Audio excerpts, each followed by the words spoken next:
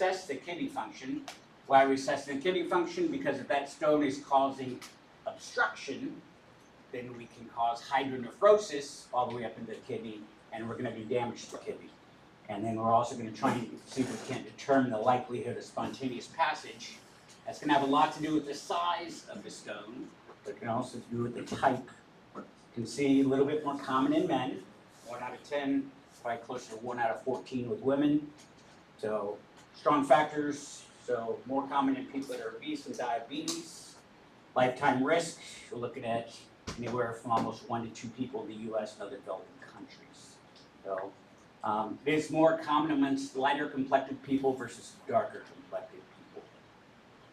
So stone formation simply requires supersaturation of dissolved salts, which condense into a solid. So based on the amount of urine and decreasing amount of solid presenting to the kidney can aid in the prevention of that. So if we're not producing a lot of those solutes, that's calcium, oxalate, uric acid, those are some of the most defending agents, calcium probably being the number one. We'll get into those a little bit. So citrate, magnesium can help prevent that. So some people are put on supplements that contain those as a prevention tool. They can't seem to get their kidney stones. But look at that, 80% are composed of calcium.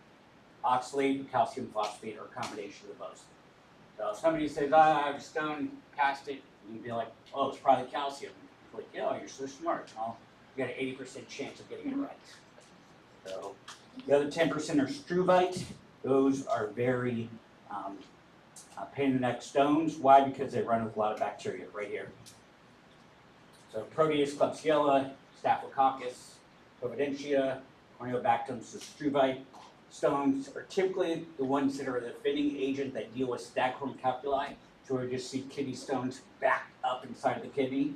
So large stones, they form a cast inside of the renal pelvis, What makes these so problematic is that antibiotic penetration into these staghorn calculi is very poor. So we have a lot of risk with these people for potential for urosepsis. So that's sepsis. It's caused from a urinary source, urosepsis. So, and then we have some other stones here. We have uric acid stones. Usually these people are not overproducers, but under-excretors. So we see this running with a lot of gout, hence uric acid, gout, to develop these type of uric acid stones. So these are radiolucent, so meaning that we're not going to be able to see them, radiolucent. And then we also have something called cystine stones, very rare, account for less than 1%. So these are people that suffer from cystinuria. This is just a genetic disorder that causes them to form amino acid stones. Here's your risk factors. Why? Obesity, because they're eating more food, they're going to produce more calcium. So people that have low urine volumes are going to have less solvent to take up for the solute, which is going to produce more stones. Excess meat intake actually depletes available citrate in the body. And then we have insulin resistance for these people that have diabetes. This is going to alter the pH, causing more stones. And then just to round out some other ones, family history, gout, bowel surgeries, inflammatory bowel disease, low urine volumes, and then potentially hyperparathyroidism. And then finally, different medications can also result in this as well. Good visual for you, this is an ultrasound of the kidney. So usually we can't find stones, but we can ultrasound the kidney and see if we have evidence of hydronephrosis. So right there, obstruction of the ureter is going to back up that urine, causing hydronephrosis, which creates pressure in Gerota's fascia, causing flank pain. So where those people are going to have CBA tenderness, maybe or maybe not, if that stone's breaking through. Can that radiate down, cause some referred pain to the groin? Absolutely. If it's right side or left side, it gives you which side that stone is going to be on, gives you which side the stone might be on. So a migrating stone, usually these are non-obstructive. These are the ones that if they're spiculated, meaning they have sharp little pieces that are coming off, there's potential that that's what's going to cause that bleeding in the urine. So again, we're going to make sure that we check to see if we're going to see a rise in the serum creatinine, so it's rising because it's not being able to flow out into the bladder and be excreted. So it's sitting up there, which you're also going to see potentially a drop in the GFR. So kidney functions at about 185% of its baseline capacity. So if we're seeing something obstructed and that creatinine's going up, it's pretty concerning. And then we can get really concerned if it's going up quickly. Maybe they have a solitary kidney, they have one kidney, or potentially they have a horseshoe kidney. You just need to check those types of things. Good visual for you, just to pay attention. So you have this has vasculature, has a renal artery, a renal vein. So older people don't usually have kidney stones, so what you can see sometimes is that renal artery can get obstructed by a clot that's thrown, and that can potentially cause a renal infarction. We should not see kidney stones in really old people, so just be aware of those types of things. Flank pain is not always a kidney stone, but when they migrate out of the renal pelvis and down the ureter is when they become a ureterolithiasis. So this is where the hydronephrosis occurs. This is where we want to ultrasound to see if we're having hydronephrosis. But you can also develop hydroureter based on how far that stone has gone down and where it's obstructing within that ureter before it gets into the bladder. Here's all these risk factors right here. Spontaneous passage. So size, shape, the location. We'll talk about locations here in a minute, and the degree of obstruction. So most common sites right there, the UPJ. So I want you to pay attention to these. There's the pelvic brim, and then there's the UVJ. So when you get that CT scan back, CT non-con looking for a stone, it's going to tell you potentially where these are at. So if you're a good visual on this, right here. Number one spot that they're going to get obstructed, UPJ. Number two is going to be down at the bottom, the UVJ. And then number three is going to be the pelvic brim. Just to have an idea of that. So most commonly, 8 times out of 10, they're probably going to say it's in the UPJ. And that's very proximal. So ureteropelvic junction, then UVJ, ureterovesical junction, and then the pelvic brim. So how do they break those down as far as numbers? Just so you have an idea. They're going to give you an idea of how big that stone is. So but keep in mind, it's a CT scan. It's going to be a snapshot in time, so we're not going to see if it's moving or not. That's why we need that renal function to give us an idea if it's obstructed. So 98% of stones that are 5 millimeters will pass within 4 weeks. That's 4 weeks, though. That's 4 weeks of a stone traveling down the ureter. That's a long time for somebody to be on medications if they're having a lot of pain. So 60%, 5 to 7, 39% greater than 7 will pass within 4 weeks. What do I usually do? I pick up the phone and I call urology. I'm not calling general surgery for a stone. I'm calling the urologist. And I'm going to say, hey, what do you think about this? Do you want to see them? Do you have anything you want me to do? Is it obstructed? Is it infected? If it is obstructed and infected, it gets admitted all day long. So just get an idea. If you get plain radiographs, which we don't really do, but back in the day, they used to get something called a KUB, a kidney ureter bladder. That is potentially useful in the future after you confirm at the CT just to check migration. So just keep in mind that they're going to appear a little bit bigger on radiographs, a little bit smaller on CT, so just be aware of that. So how do these present? Clinically, acute onset of crampy intermittent flame that pain that radiates towards the groin, So that's going to be ipsilateral on that same side. So if it's inside of the ureter, the pain is going to be visceral in nature without peritoneal irritation. So a lot of these people, they're writhing around in the gurney, back and forth. They can't seem to get a position of comfort. Then we get something called renal colic, and that can have rebound tenderness, guarding, and even some rigidity. Keep in mind, majority of that being guarding, that's more of involuntary. I don't want you to touch me, whereas a rigidity is more of an involuntary. About half of these folks are going to have nausea and vomiting from that abdominal pain. Very common if people are in a lot of pain that you're going to get an adrenergic response to pain.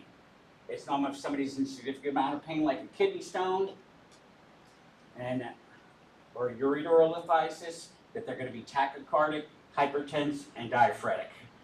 what do we look for? We want to differentiate. That's why UA is so important with abdominal pain. We want to see if there's any hematuria. So 30% are going to have gross blood, but hematuria is only present in about 85% of those we're going to call. So that's still a pretty good number. So we're going to assess the risk factors for stone development, looking at types of things, and have they had any previous stone? Any previous stoning? What was the outcome of that? To give us an idea, it's a good idea of what's going to happen. Then our important mimickers. What are the two big things in older people? I already told you one, renal infarction. And the other number two thing, you do not want to miss a AAA. So if that person's having a kidney stone, they should come in, they should be hypertense. If they come in and they're hypotense, we got to be thinking about something different. But that's just an important mimicker. And here's a slide on that a little bit more. Two important mimickers right there. Abdominal aortic aneurysm and renal artery infarction. Most common misdiagnosis given to somebody with a AAA. And if that ruptures, that's going to be bad. But why we don't see stones in men over the age of 60, they're certainly not going to cause hypotension. Then again, that renal artery thrombosis, a lot of those people have something called like paroxysmal atrial fibrillation that causes them to throw clots. And they throw a clot into that infarcted kidney, and they can also be associated with hematuria. So just be aware of that. What are questions that we're going to ask our patients? We're going to assess the risk factors, our outcomes, history of renal disease, make sure that we're looking at our important mimickers, ruling those out. And then poor outcome is renal functions at risk. So we're going to see an significant increase in creatinine, significant decrease in GFR. So history of difficult stones, if they've had that, and then of course if they have underlying infection. So you're going to have pyuria and probably going to have that grow out something on culture. So we want to get labs on these folks because it's abdominal pain. It could be a couple other different things. We're going to assess for infection, kidney dysfunction, and we also want to make sure if we have a woman of childbearing age that she's not pregnant. So being pregnant and complicating that with a stone would be very concerning. So we want to make sure that we're testing all those. Make sure we're not missing an ectopic pregnancy, minimizing the radiation to that, because we want to be careful with whether or not we're going to get a CT scan. Probably going to go with an ultrasound first. We want to make sure we rule out that infection. So we're going to get a urine culture added on to that UA. And then if we have a kiddo that has a history of any type of stone, we need to send a culture off too, because we want to make sure we're not missing a urinary tract infection. Make sure we're not missing a urinary tract infection. So diagnosis, again, renal function. So unless they're febrile or systemically ill, that white blood cell count is probably not going to help us out too much. But a lot of those people have what's called a stress-induced leukocytosis. That's very common, especially in somebody who's suffering from a stone. So other labs, not usually useful in determining right off the bat. How are they going to really figure out what kind of stone that is? They're going to give that patient a strainer. The nurse is going to send that patient home with a strainer. I'm going to say, hey, make sure every time you urinate, you're using a strainer. We want you to get that stone back in, so when you follow up with urology, they can analyze that. So imaging that we're going to get, we're going to make sure CT scans are usually what we're going to go to. We're going to make sure that we see a stone on there. We're going to make sure we're ruling out any other diagnosis, any other complications. It's also going to tell us where that stone is, so we can check on it in the future and make sure it's migrating. And they do recommend that. Imaging is recommended by the American Urological Association for first-time stones. So you got to get a CT scan on a first-time stoner. Just terrible.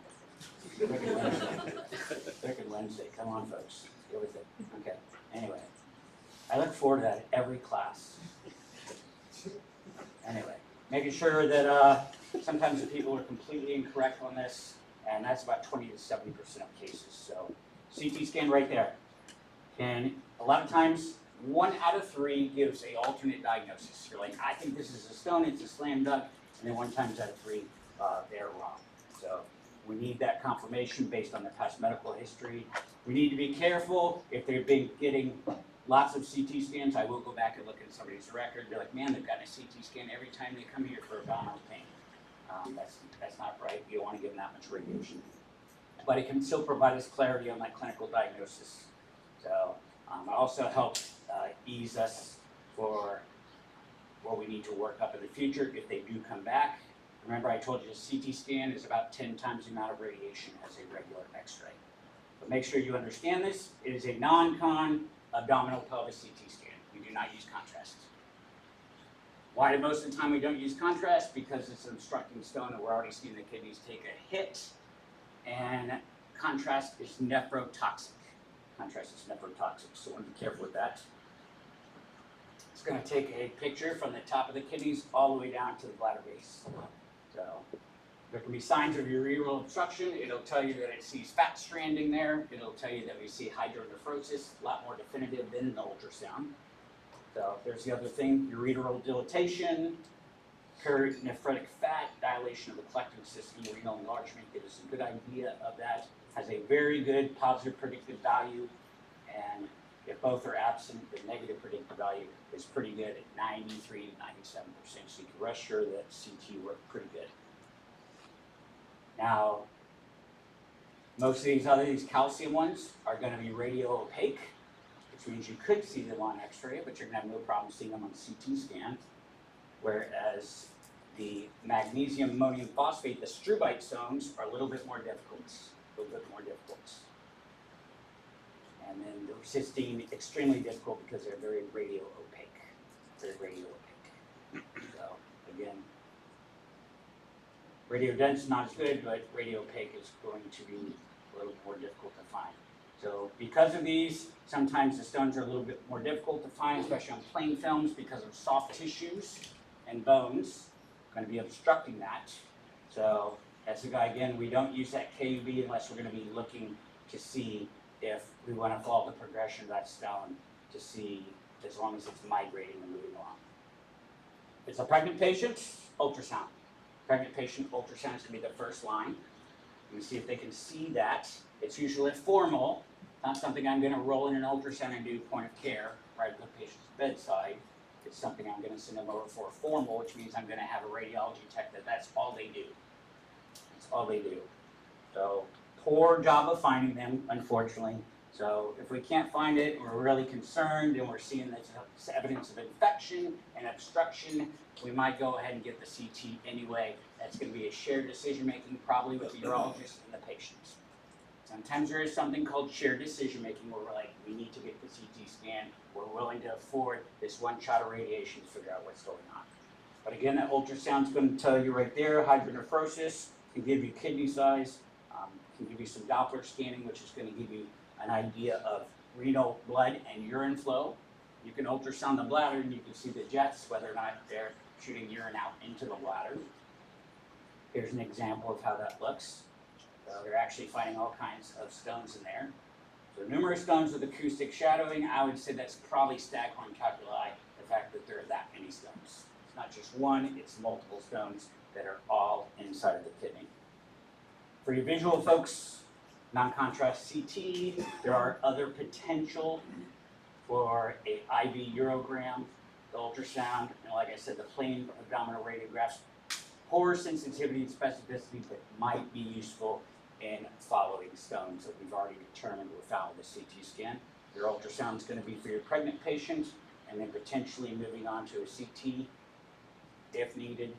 I've never ordered an IV urogram, but I imagine that would be a urologist that is telling me that's what I want next on the phone, and I will gladly order it. So just be aware that there's several different advantages and disadvantages for these. It's just a good roll-up for you to see what all the ancillary tests and checking for urologic services.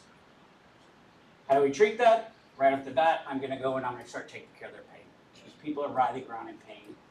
I've talked to women that have been through pregnancy and that have also had kidney stone, and they said kidney stone was way worse than pregnancy. I don't know what that means for everybody else, but that seems to be the trend. So I want to make sure we treat that pain. If we're giving them pain medications, and probably narcotic pain medications, potentially if they're in severe pain, we need to make sure we're giving them an antiemetic. So people that are narcotic naive, chance of that making them vomit, antibiotics if we have evidence of infection, and then medical expulsion therapy, very similar to how we treat BPH. We'll get into that. They say that forced IV hydration doesn't help anything, but I'm going to give my person fluids because if they've been vomiting and they're not really able to urinate, I'm going to give them fluids because I need to make sure that they can provide me a urine sample. So I do that in case, but usually doesn't help with pain control or stone passage. But fluids can be given for any deficit of vomiting or limited oral intake. So sometimes based on the pain level, I reach for narcotics first, but the book answer, primary choice is going to be NSAIDs. Primary choice is going to be NSAIDs right there. So ketorolac, because I'm not going to wait, I want to get their pain going. 30 milligrams IV. So that's going to be the max dose that you can give, 30 milligrams IV. Why does NSAIDs work? Because it helps out with that peristalsis that's in the ureter. Anytime you have that renal colic that's being caused by that, NSAIDs are going to be much more effective. Just be aware of making sure that you're checking these people don't have any allergies with that. They're not anticoagulated, don't have a GI bleed.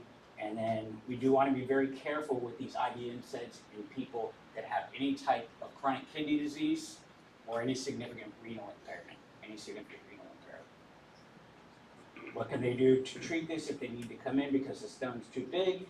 They're usually going to wait to do that lithotripsy. For 3 to 9 days. So they may delay that, especially for any of those people that are having platelet type of medications. It's usually an aspirin. And then narcotics, we're good with hydromorphone. That's also known as Dilaudid. It's a great medication. I would say go easy on that. I wouldn't go 2 milligrams right off the bat on people. So go easy with that. But that's one of the medications, very hemodynamically stable medication. So just be aware of that the narcotics as well as stone are going to increase the nausea vomiting, so antiemetics are going to be key. They're recommending metoclopramide as your anti-emetical choice. Especially for renal colic. So metoclopramide, also known as Reglan, it's going to be your anti-emetical choice, so not Zofran, not Phenergan. So metoclopramide in double-blind studies has been proven to be equivalent to narcotic analgesia. So I'm going to see if I'm going to go with some ketorolac and hook them up with some metoclopramide. You're doing a good job with that. So things that we watch for need to be admitted. If it is a stone with fever, you should be very concerned. If there's renal insufficiency, so the creatinine doubles, say they're at 0.5 normally and now they're at 1, I'd be very concerned it's obstructed stone. Or there could be some other anomaly, a solitary kidney, either way that needs to come in, systemic times of infection. IV antibiotics and call urology. Start the antibiotics or call urology and say, I'm pretty sure I got an obstructed infected stone. It's this size at the UPJ, 7 millimeters, whatever, but they need to be coming to the hospital. So, anyone else? Urinary tract infection, no evidence of obstruction, meaning that creatinine looks good, no fever, no systemic illness. These people can be treated as outpatients. A lot of times you just type in stone and it'll order everything that you need. Send them home with ketorolac, send them home with metoclopramide, send them home with a strainer, and even put in a follow-up order for them to go and see the urology. Simple, if you can get that done. So, what's your medical expulsion therapy? Right there, tamsulosin, also what we use for BPH. What do we need to be careful with on this? You need to be careful with this if they are on a hypertensive medication. This can cause that orthostatic hypotension, lightheadedness and dizziness and headache. So I tell them, it's simple, you take your blood pressure medication in the morning, you take your tamsulosin at night. That way we don't run across any of those and having people wrecking their cars. Here's a good breakdown for your disposition. Absolute indications for admission on the left there. Clearly urosepsis. If we cannot get their pain under control, if we cannot get them PO tolerant. And then again, we wonder if that creatinine's going up. Do they have a single or transplanted kidney with obstruction? Again, acute kidney injury is a reason to not send somebody home. That's usually a doubling of creatinine. And then we have that hypercalcemic crisis. Those people are going to be ones that are going to create lots of calcium oxalate stones. And then always be careful with the comorbidities in advanced age. can consider all these other relative indications. I don't get too wrapped around the axle on relative indications, but I would definitely make sure I'm aware of what are my absolute indications. Absolute indications. So you only require one of the absolute indications. You typically are going to require two of the relative. Two of the relative. For disposition and follow-up, usually they can be discharged. Almost everybody that I discharge from the emergency department is going to follow up with the urologist. Not a lot of PCMs that are very comfortable with treating that. Not a lot of PCMs. So just be aware, discuss the disposition of these patients that are over 5 millimeters. They have irregular or proximal stones, meaning at the UPJ, not UBJ or pelvic rim. We need to talk about how long it's probably going to take them. And then obviously if there's any renal insufficiency, they've had multiple ED visits, there's potential that you could pick up the phone and call urology and just say, hey, this person's like coming like every 2 weeks with a stone. They haven't seen a urologist. Can you come down and maybe put hands on them? As long as that's before 5 p.m., they're probably willing to do that. I think it was 3 days before Christmas, I had a patient come in with a pretty significant, like an 8 millimeter stone. Urology was like, oh, they'll pass it. I said, cool. I said, you're working on Christmas Day, right? Yeah. I said, cool, I'll tell them to come back on Christmas Day. So, totally ruin your dinner. Or do you want to come see him right now? I'll be right down. That's what I thought. I'm going to play that game. Not when you see the amount of pain that people are in the stone with. So, discharge with smaller stones, make sure they're under control, no infection, pain is controlled with PO meds. I will switch them over to PO meds in the emergency department to make sure that they're good. They have to be given a urinary strainer. Now, it's not anything special. It's basically like a coffee filter. And they could use one in a pinch, I suppose. But they want to make sure that they collect that and take it in. Look at that amount of time for stones that are just 5 to 6 millimeters. Those are kind of small. We're looking at 7 to 30 days. So you can imagine you've got to give somebody a decent amount of medication to get them through that 7 to 30 days. Otherwise, they're going to have to come back to the emergency department. Just good luck getting to see your primary care. Good luck with that. So, strip and turn precautions, that includes fever, vomiting, uncontrolled pain. So you can send them home with PO open NSAIDs as well. The explosive therapy, there's a lot of studies out there that say, maybe we don't need to give them tamsulosin. Every urologist I've talked to is like, I don't care what they say, if it works, it doesn't work. Give it to them. If it's going to work at all, give it to them, please. So follow up with the urologist within 7 days. Yeah, I hope that can happen. But we're getting into a medical landscape where we're not going to have enough urologists to take care of all the stones. That's why I don't understand why people get so bent out of shape about PAs. We're not taking anybody's job. We're growing too fast as a population in the United States. And there's going to be plenty for anybody. So if they pass the stone, obviously they don't need to have any other treatment. Hopefully they collect it. So again, elective urological consultation. When I type in stone delivery, it's going to send a consult automatically to them. I think everybody that has a stone needs to go and see a urologist at least once so they can get figured out what type of stones they have, so they can figure out if there's any prophylactic strategies that they can do so they don't keep creating them.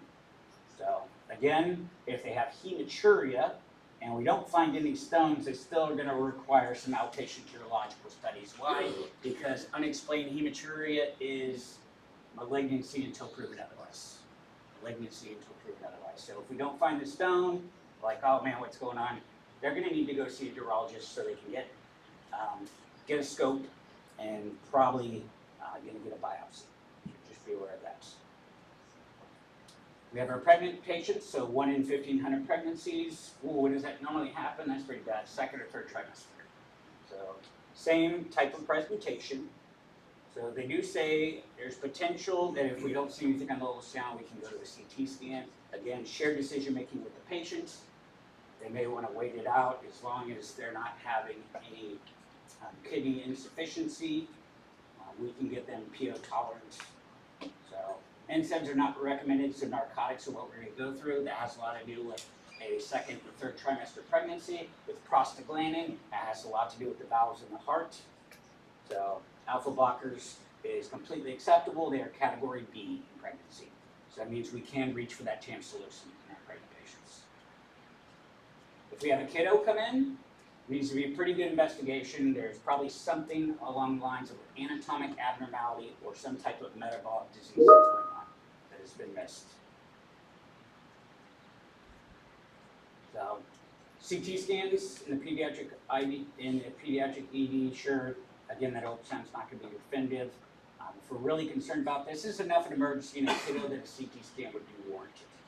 So, but we can also do ultrasounds. Pain-controlled nausea.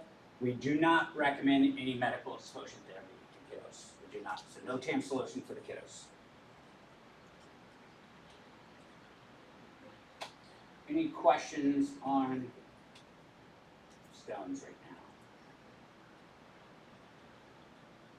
Get to some check on there.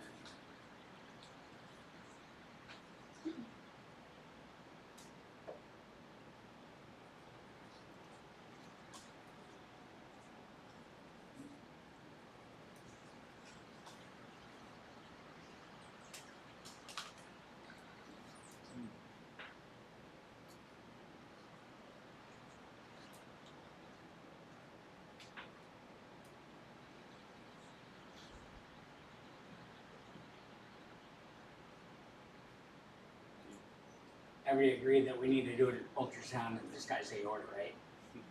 Why he's over the age of 60, he shouldn't be a kidney stone. We already talked that they can have hematuria in these situations with the AAA.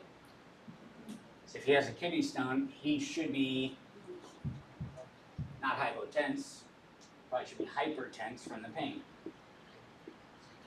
Good.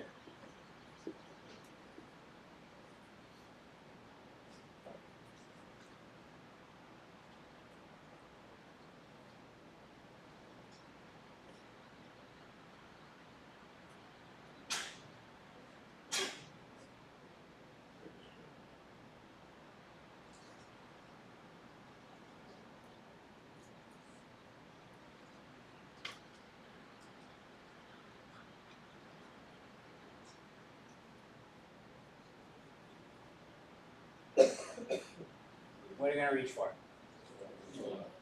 B, Torlac, right? Torlac. Confirm that she's not pregnant. So we're not going to mess with NSAIDs necessarily in a pregnant lady. There's potentially you could say Dilaudid if she's writhing in pain, but Torlac's going to be the low cancer for this one.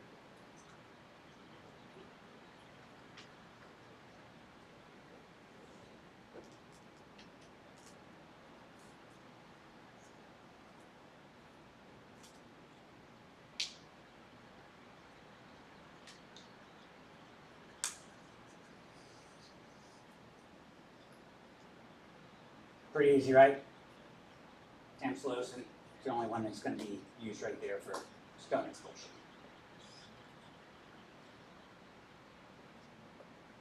Do you want to take a break right now and then we'll finish up ectopic pregnancy? Sure. Come back. Ectopic pregnancy is only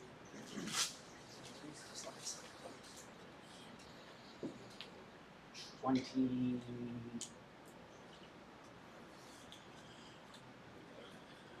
Come on.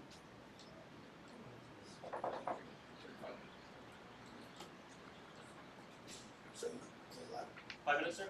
24 slides. Yeah, 5.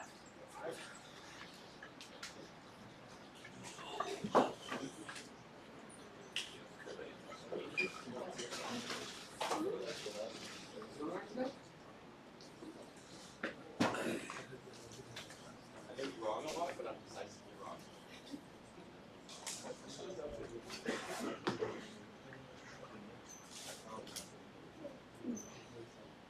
So, kind of, what the message from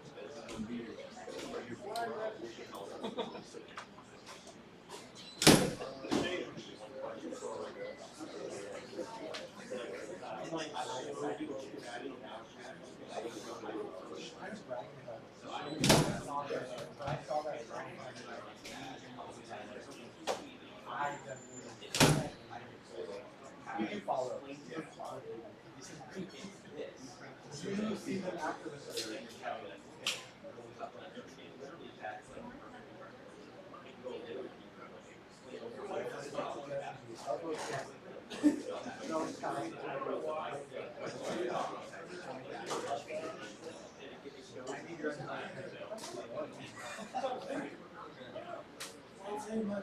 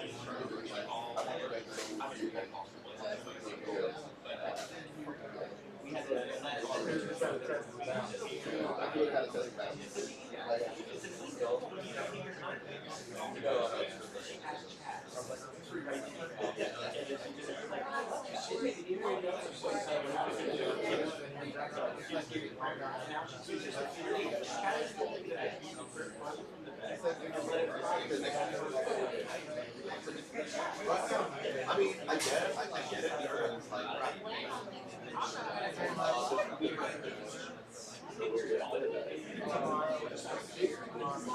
I think it's because he didn't want to actually on the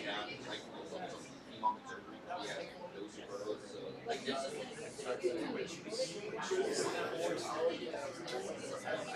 I just like typewriters enough about using them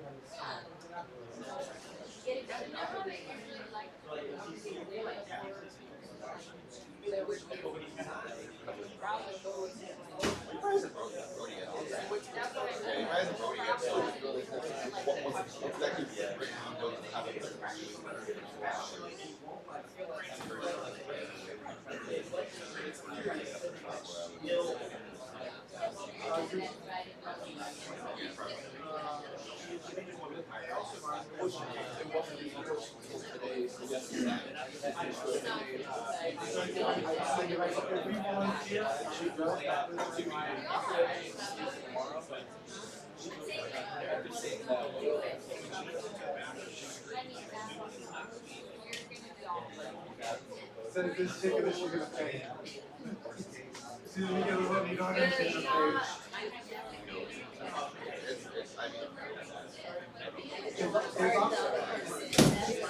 As long as you have started experience, you can guide you.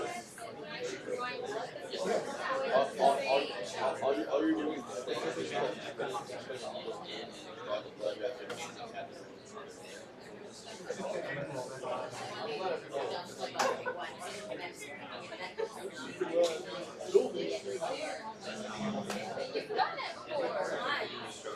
As long as you have someone to guide you before you meet your arthritis, and you go in there.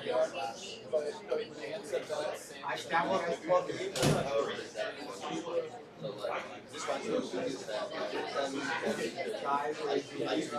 I was like a good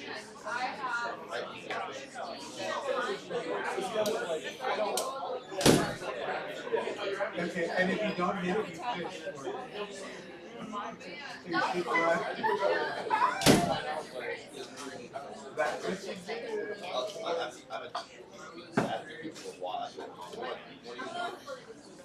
It just gets smaller. It's not that it's difficult, it's that you have to.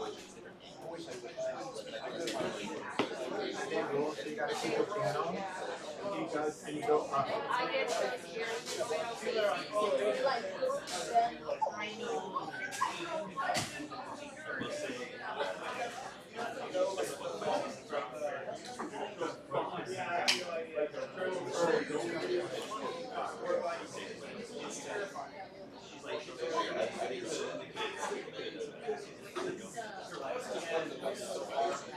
So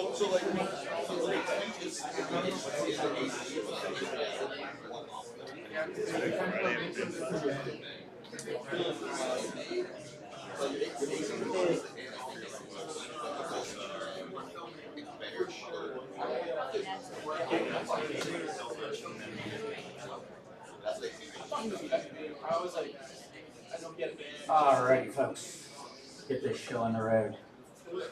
Guys excited about your HEMONC on Friday? Oh, and then surgery on Monday? Yeah. Gotta survive. I know like 3 things about hematology and oncology. Cancer patients can get neutropenic fever. If you come in, I'm gonna call your oncologist and you know what the #1 risk factor for pulmonary embolism is? Malignancy. Somebody comes in with cancer and they're like, I'm short of breath. I'm like, I'm spinning your chest. You do it. So, ectopic pregnancy, 5 to 6 pages out of here. This can be a very sensitive subject for some people, especially you got to deliver the news on this to a patient. You always got to be thinking this, especially in the emergency department. This should be on your top of your differential. I've had a doctor miss one in a family member of mine. I've seen a lot of these in the emergency department. There's a reason why that you're going to do a good bimanual exam and check for any adnexal tenderness, because that's the last one that I caught. Right-sided adnexal tenderness on bimanual. We'll get into the knee deep on this. Here's your objectives.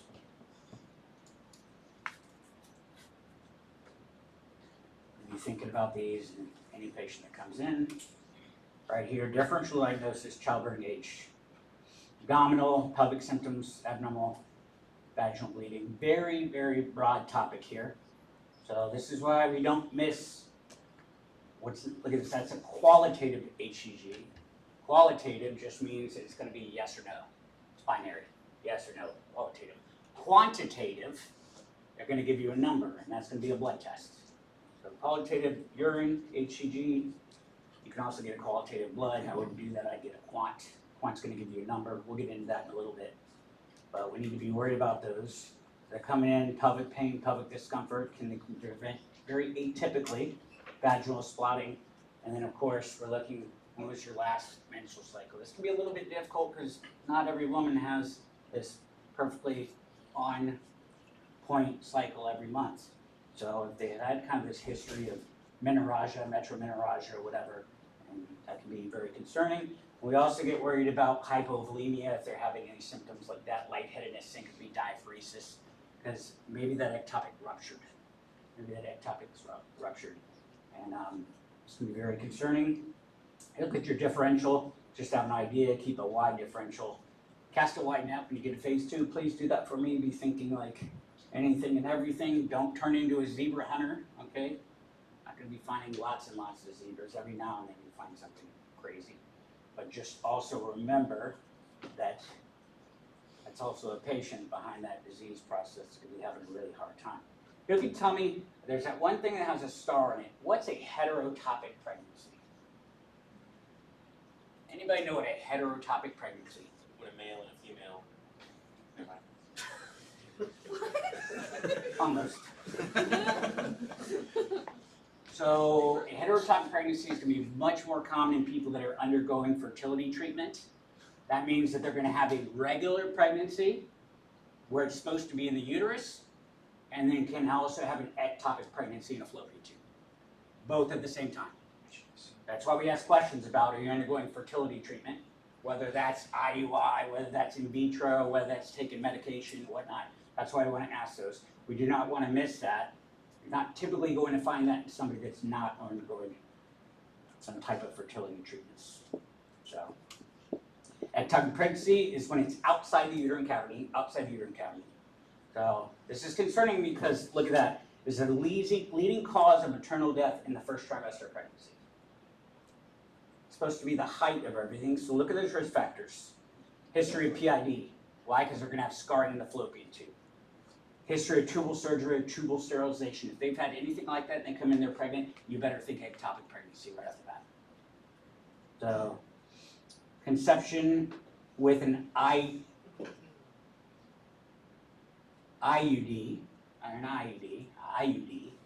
so intrauterine device. Maternal age if they're a little bit older. And then we have assisted reproduction techniques. Previous ectopic pregnancy is probably number one there. And then cigarette smoking, and it causes to alter embryo tubal transport. And then prior pharmacological induced abortions. So those are just risk factors. I would definitely know what those risk factors are. Right here, fertilization of the oocyte. Took me a long time to learn that word. It's oocyte. Usually occurs in the ampullary segment of the fallopian tube, that ampullary. So normal presentation after that, the zygote passes along the fallopian tube and implants in the endometrium in the uterus. That's normal. Ectopic pregnancy occurs when it's in any other location than the uterus. It can be in the fallopian tube, most commonly. Extratubal sites is very uncommon, but it can make it into the abdominal cavity, in the cervix, or stay in the ovary. So the death results are maternal exsanguination after that tube rupture. So we need to catch that before that happens. And that's going straight to the OR. Straight to the OR with an OBGYN surgeon, with an OBGYN. So majority of these are going to implant in the appullary portion of the fallopian tube. So most commonly caused by damage to that from previous infection. It prevents the transport. So other causes, tubal surgeries, there can be defects in the ovum, and then tubal migration can be inhibited by different hormones as well. Abnormal, about 1%, not going to be very common in abdominal ectopic pregnancy. Early rupture, and then they re-implant in the peritoneal cavity, kind of crazy. So, and then cervical ectopic pregnancy is very uncommon as well. I would not spend a lot of time knowing these if it's less than 1%. Just know that they can happen. So, previous D&Cs, cesareans, in vitro fertilization, adhesions, prior instrumentation, infertility, and then again, previous ectopic pregnancy. So, a lot of these will develop profuse vaginal bleeding. So you do a bimanual exam, usually soft large cervix, compared to the uterus, or an hourglass shaped uterus. Diagnosis confirmed with ultrasound. So we need to take a closer look at the timing and the characteristics of the last few periods. So a lot of these ladies are going to have abnormal menstrual cycles. It's going to be very abnormal, very common. Look at that classic amenorrhea for 4 to 12 weeks after the last normal period. So that's going to be reported in greater than 70% of ectopic pregnancies. So we need to take a close look at that, those amenorrhea periods. So, but look at that, no missed menses in 15%. So don't throw that out completely. So just because they're not bleeding a lot profusely doesn't mean it's not an ectopic. It can just be very early, Ask about the previous pregnancies. Who can tell me that? Has Dr. Love gotten into that acronym? You have a pregnant patient, you can't pick up the phone and give their pregnancy history to an OBGYN and they're going to hang up the phone on you. So everybody heard the Florida Power and Light, full term, preterm, abortions, living children. This will be 4 numbers. So you need to have that. If I have another pregnancy, it's going to be added to what they have already, but that's how I remember it, Florida Power and Light. Keeps me on the ball, but you want to give them all those questions. They're going to ask you that. So asking all types of other questions. Have they had a normal pregnancy? Any other medical surgical history, substance abuse history? What forms of contraception do they use, if any? Because why? We talked about an IUD being a concern. And then any other risk factors, current meds, over-the-counter drugs. So again, full pregnancy history, Florida Power and Light. So previous tubal surgery for sterilization is an ectopic until proven otherwise. If they've had any history of tubal ligation, removal of tubes, E-shore put in there, anything they've had with attempted sterilization, you need to be concerned. That's an ectopic until proven otherwise. So high risk for a salpingectomy, so they're going to remove the fallopian tube. Or they had a partial remover at a young age, just very concerning because those can actually re-anastomose. So So whatever happens in there, they just end up hooking back up and continue to function. So the only thing that's gonna exclude that is if they've had a hysterectomy and an oophorectomy, meaning they've had the ovaries removed as long, with a hysterectomy as well. So ectopic pregnancy is still possible with a hysterectomy without getting the ovaries removed. It's still possible, but highly unlikely, highly unlikely. So abdominal pain, discomfort, most common symptom. So 90% of ectopic pregnancies. Now, based upon where that is or where it's happening and how long it's been going on, it might stay centrally located, meaning more visceral, and then spread as it gets peritoneal to the right side or left side, which side that ectopic is on. So pain is usually due to distension or rupture. Sudden remittance of pain, similar to an appendicitis, can also be concerning for this. So rupture usually lateralized, meaning it's going to be to the left or to the right. Sudden, sharp, or severe. So they can complain of shoulder pain as well, and that just has to do with the proximity to the fallopian tubes to the diaphragm. That can cause irritation and cause radiation pain to the shoulder pain from diaphragmatic irritation. So consideration of ectopic pregnancy, again, it can be bilateral early and then lateralized later.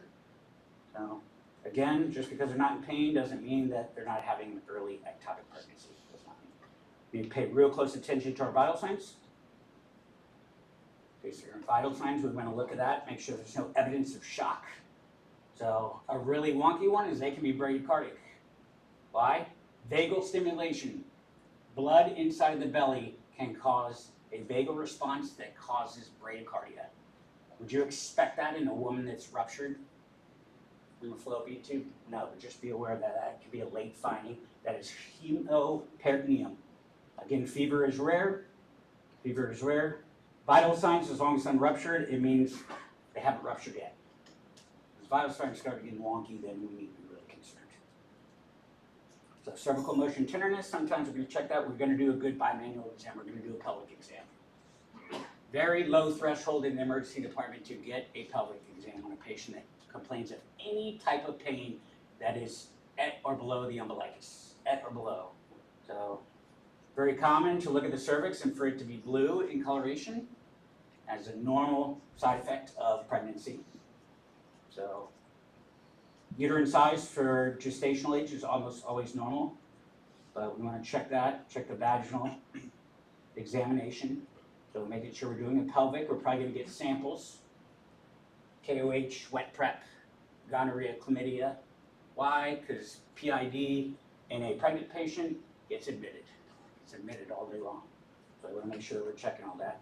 Although they do say that a lot of people are going away from that, they're saying, "No, I'll just get the ultrasound, that'll be good enough." Because if they do an ultrasound on that, they can usually check to see if there's cervical motion tenderness, and they can also check the adnexa. So, again, I told you the last one that I saw, I actually signed the patient out before the ultrasound was done, but I said, I'm pretty sure it's an ectopic because I checked she had right-sided adnexal tenderness, was pregnant. We'll talk about all these labs that are going to be very important. I don't need you to know this, but I need you to know that have an idea that it rises very quickly the first 9 to 10 weeks. So usually these levels decline in non-viable pregnancies. That includes ectopic pregnancies. So if they are pathognomonic, those beta HCG levels tend to be a little bit lower. No single beta HCG. These are just a snapshot in time. You're going to get one, you're going to get a level, usually a quant. Doesn't do a lot for us until maybe it's too low. And then we're going to have them come back in 48 hours and we'll repeat it. It needs to be at a certain level and we're going to check that. So usually doubles every 2 days in a normal pregnancy. So, and then in spontaneous abortion, we'll see that drop anywhere from 21 to 35% in 2 days.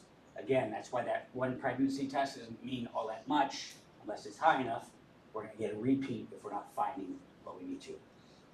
Now, what are we looking for with ultrasound? We're looking for a viable intrauterine pregnancy, and that helps us to exclude an ectopic pregnancy. My only concern with that is if it's a heterotopic, and I see a normal pregnancy there, but we don't do a good enough ultrasound and check to make sure that there's not a ectopic pregnancy going on, which is why these are concerning. In vitro fertilization, you need to ask your patient, are you undergoing IVF? Are you taking medications to enhance your fertility? Higher incidence of heterotopic pregnancy. So considered when the ultrasound shows a viable intrauterine pregnancy, but they had assisted reproduction help. So those I would probably run by an OBGYN to say, hey, I got an intrauterine pregnancy, viable, but the levels are really high and there's potential for a heterotopic. Might have them come down and do an extra ultrasound. So high degree of confidence as long as we see that viable IUP, so intrauterine pregnancy. So patient at high risk for heterotopic, we can't completely rule that out, so just be worried about that. So what is an IUP considered? An embryo with cardiac activity. We have to have cardiac activity in there. We can take that ultrasound, put it on M mode, put it right over the heart, hit the button, and it'll tell us how many beats we have per minute. So what do you think babies are at around about? Fetus, I should say. So 150, 160 should be about normal for viable pregnancy cardiac activity. Now here's where this blows some people's mind. We have something called the discriminatory zone. This is why we get a quant. So the discriminatory zone is going to tell us which ultrasound we're going to get, provided what level that quant is at. So if the quant's at a certain level and we do a transvaginal ultrasound, we should see a viable intrauterine pregnancy. If the quant's at a higher level, we can do a transabdominal ultrasound, and we should be able to see a viable pregnancy. If they're above those levels and we don't see a viable intrauterine pregnancy, we make the assumption that it's an ectopic pregnancy. How does that break down for you? If the discriminatory zone does not work, so here we go, look, transvaginal scan. Discriminatory zone is considered at 1500. So we're going to order that quant, provided that quant is over 1500, but less than 6000, a transvaginal ultrasound should show us a viable intrauterine pregnancy. If it does not, we're going to assume it's ectopic. If that quant is above 6000, we're going to do a transabdominal ultrasound looking for a viable intrauterine pregnancy. If we don't see one over 6,000, it's an ectopic pregnancy until proven otherwise. Everybody understand that? So let's say we're not at 1,500 and the patient comes in, we decide to scan them anyway, we don't see a viable intrauterine pregnancy, well it's not above 1,500 and we did a transvaginal. Guess what we're going to do? Come back to the ED in 2 days. We're going to repeat your quants and then we're going to ultrasound you again. That's how we're going to figure that out. So it is possible to see one at 500. It is possible, so don't put it without the realm of that. I just know if it's not above 1,500, they're not getting a transabdominal, they're going to get a transvaginal. Does everybody understand that? If you're above the discriminatory zone, we don't see a viable intrauterine pregnancy with a transvaginal or a transabdominal ultrasound at 1,500 or at 6,000, we're calling OB. And we say, I'm pretty sure I got an ectopic down here. And they're going to get the consultation on the phone. So no visible intrauterine or extrauterine pregnancy. Everybody clear on that? It's all going to come down to the ultrasound and making sure you get a quant. Not a qual. Qual just gives me a yes or no. Guess what a quant is? Anything greater than 5 is considered positive for a pregnancy test. So we've got a wide range there. Wide range there. I want you to take away. You look at this algorithm, this depicts the workup and disposition for an ectopic pregnancy if you're a visual learner. I want you to pay attention. The biggest thing that I focus on this is that everything seems to go getting a pelvic sonogram or an ultrasound. And probably getting a formal, meaning sending over to ultrasound for them to do a formal one. Everybody clear on this discriminatory zone? Takes a little bit to get it. If we can't 100% see it, there is potential for MRI. Potential for MRI, but keep in mind, we put somebody in the MRI scanner, we're going to bump somebody who's waiting 3 months to get their scanner. It's going to cost them money, it's going to take an hour to get that done, but always potential to get that done. What they used to do back in the day was a choledocentesis, very draconian. They'd just stick a needle in the uterus and pull back on it and plunger. So like diagnostic peritoneal lavage, essentially. So we don't do that anymore. In laparoscopy, if we really have a firm understanding, let's say their discriminatory zone is above, is 8,000, we do a transabdominal, we see no evidence of viable intrauterine pregnancy, they're probably gonna take that patient right off, get laparoscopically done, get that ectopic taken care of, and give them the diagnostic of what's going on. Early stable EPs is where we usually see that, ectopic pregnancies. So, treatment of that, so it's divided in surgical versus medical approaches. This is not your job to make the determination. Not your job to make the determination. This is gonna be OBGYN based upon what they think of the pregnancy. So most frequently used medication, this is not something I'm gonna order. I'm gonna let OBGYN, this is where methotrexate comes into play. If you've ever seen somebody on methotrexate, this is a very, very painful medication that's going to basically cause a abortion, and cause an abortion. As for an early ectopic pregnancy, again, I'm gonna let OBGYN make that decision. In the meantime, you need to understand that patient's coming in and pregnant, they have vaginal bleeding. We're gonna get an RH blood type on each patient. Why are we doing that? Something called alloimmunization. If she is negative, you're gonna make the assumption that the baby's positive. So you're gonna give the patient Rogan. Giving all these patients Rogan, RH negative patient, pregnancy, vaginal bleeding, Rogan. It is malpractice if you don't do that. And that's not for that pregnancy, it's gonna make sure future pregnancy that she doesn't create antibodies that will attack her future fetus. Not this baby right now. Baby right now is gonna be fine, but we have to do this. So you're gonna order an RH factor on every pregnant patient that comes in with any sort of vaginal bleeding. And sometimes they don't know they're vaginal bleeding, which is why they're getting a pelvic. Because I need to get in there, I need to quantify, is there any blood in the vaginal vault? Because what's the word on the street in the military? You're worried about your baby at all, just come in to the emergency department and tell them that you've been vaginal bleeding. Guess what you're gonna get? You're gonna do a workup for an ectopic, which is gonna include an ultrasound that's gonna tell you your baby's just fine. And I'm pretty sure every pregnant Army wife knows exactly what they're doing. Because I can't tell you how many pelvics I've done with there's not a single drop of blood in the vaginal wall.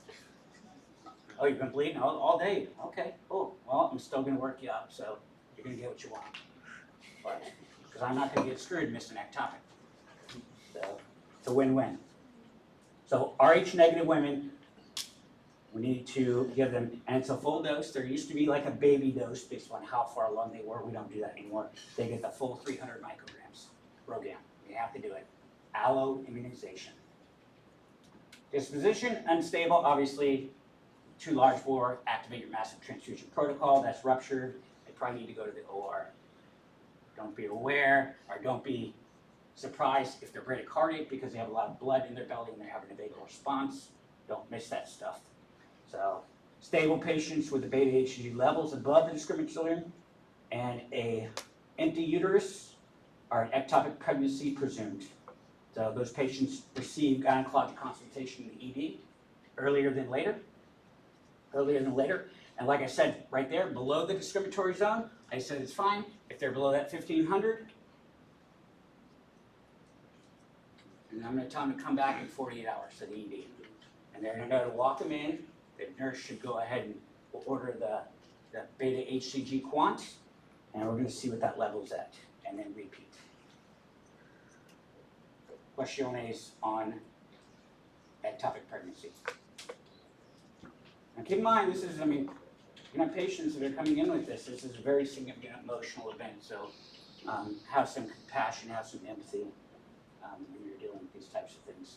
And the sad thing is, a lot of these patients, because they have had issues in the past, they've had previous ectopic pregnancies, and having to tell somebody they're having another one, pretty rough deal. So be kind.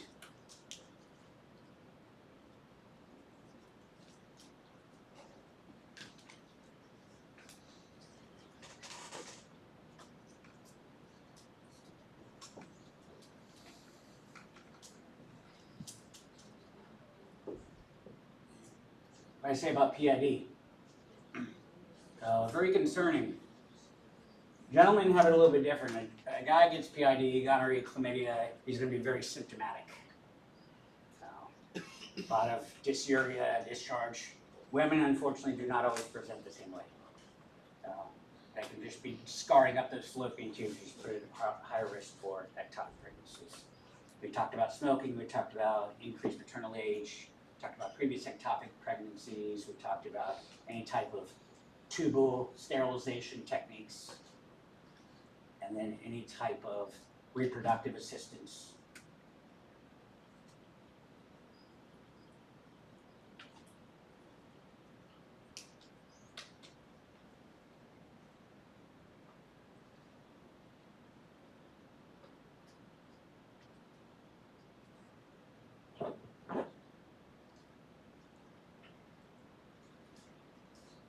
What's free fluid in the abdomen? It's considered blood. We call it free fluid because we don't 100% know, so that's going to change the ballgame for us. This is a ruptured ectopic. I'm not doing outpatient laparotomy. We're going emergent. That needs to go to the OR like time now. See, good on that. Pay attention to that. Right axon, we don't see any free fluid. There's potential. We got some time to deal with, but we got free fluid. We got fluid in the abdomen. We got a patient who's going mildly hypotense, tachycardic. I'm pretty concerned. She's ruptured.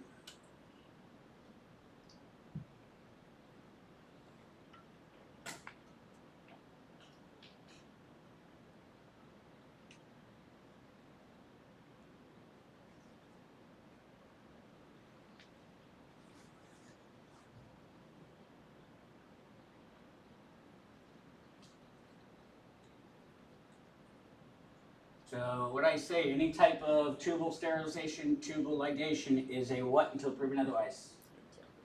It's an ectopic until proven otherwise. So some of these other ones are kind of good as far as I will have radiology sometimes complain to me about why I'm ordering a pelvic ultrasound. And they're like, her HCG's not high enough. I'm like, well, yeah, but it could also be a tubo-ovarian abscess or a ovarian torsion, especially when women have ovarian cysts. They're much more common than you think, especially when they get enlarged. They can torse on themselves, cause some significant issues. All right, any questions? Hopefully, Grant can get over here. I went by her office earlier, she wasn't in there. But we'll do toxicology tomorrow. That's all we'll get through, finish up. And then I worked out with the class leader. We'll do